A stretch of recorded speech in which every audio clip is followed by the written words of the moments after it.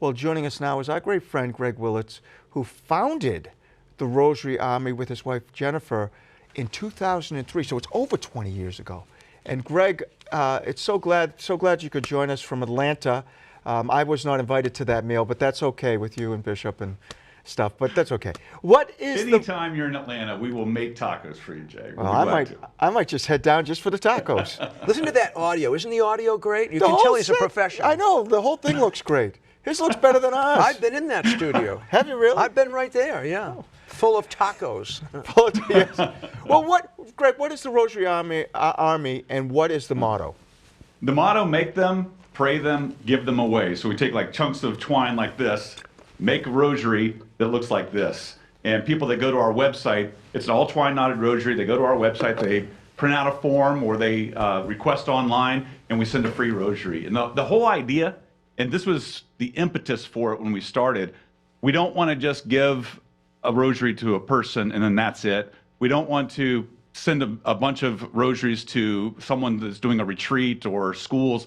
We'd rather send one rosary to one person and encourage them to learn how to make them as well, to pray them themselves, and then give those rosaries away. And it's really been an amazing thing to watch over these last 20 plus years of how people discover this mission and they get addicted to making these rosaries, and to see parishes. I mean, pretty much if you go to a college campus now and you see these knotted rosaries, there's a great likelihood that someone made a rosary as a result of Rosary Army. And that's just been a huge blessing to see that take off over these last 2 decades. That's an amazing 2-decade story. Great to be with you. Thank you so much again for picking me up and taking me home that day. That was a lot of fun. I loved being in your home with your family. But I have my own rosary story. So, when my mother was very sick, she always said the rosary every day. I never did. She put her rosary in my hand. Say this until I get better, she said, Bobby. And she never got better. So I started saying the rosary every day. But tell us about your history of praying the rosary and why it's so important to you and to Jennifer. Yeah, I'm a cradle Catholic, but that doesn't mean that I actually have lived my faith well for most of my life. It wasn't until a few years after Jennifer and I got married that the rosary became something that we were drawn to. I tell people a story, a realization I didn't have until a few years after we were married and after we started Rosary Army. So we got married in 95, Rosary Army started in 2003. But in the months before I met Jennifer in 94, I was going through a really difficult time in my life. And just out of desperation, I had to drive a lot. During that time, I was driving to downtown Atlanta on an almost daily basis, and I had a rosary in the car, but I didn't remember how to pray it. And I started praying that thing just every day, even though I don't think I was saying the prayers correctly. I didn't know about meditating on the life of Jesus Christ and each of the mysteries. I just was going through the prayers because I needed something to cling to at that time in my life. And it was years later that I looked back and realized that at the end of that 2 or 3 month period where I was praying that rosary all the time, that's actually when I met Jennifer. And so I attribute even meeting my wife to our Blessed Mother. Even though my faith was weak, even though I didn't know what I was doing in praying the rosary, God can still work with our feeble prayers and can still bring us to the plan that he has for us. And the rosary, which shows us the life of Christ, can help lead us down the life that we need to be living. And so that's been a huge blessing to us to be able to not only see how the rosary has impacted our marriage, impacted our family, impacted our children, but how we know that there's a plan going forward, and the rosary is a vital part of that. You might say that we are intertwined with Jesus' life. You see what I did there? Oh, okay. Now, first of all, congratulations on 30 years of marriage. Thank you very much. That's wonderful. Now, I've been married a long time, too, and I think that if my wife and I work together like that, it could cause some challenges, but it also would probably strengthen your marriage. How has that worked?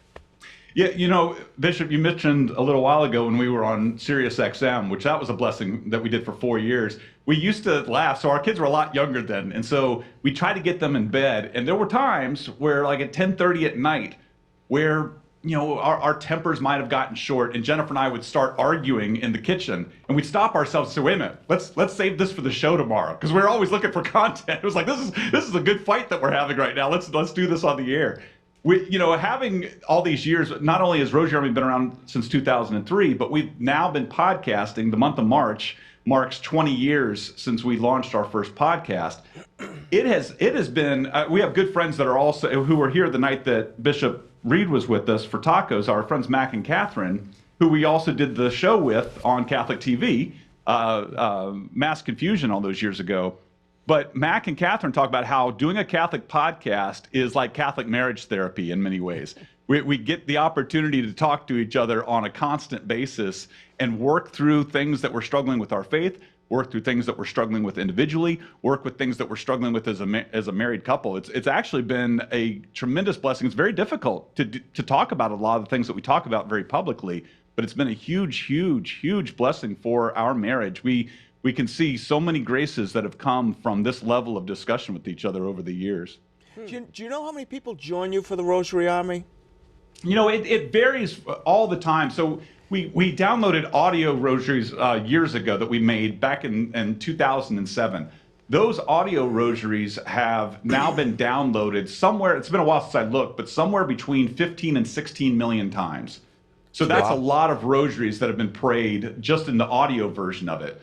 We have a learning platform and a community that is called School of Mary, which is schoolofmary.com, where we have total consecration prayers. We have other free courses that people can join with. And we have somewhere between 1,500 and 2,000 students that have signed up for that free platform, which we just launched a little over a year ago.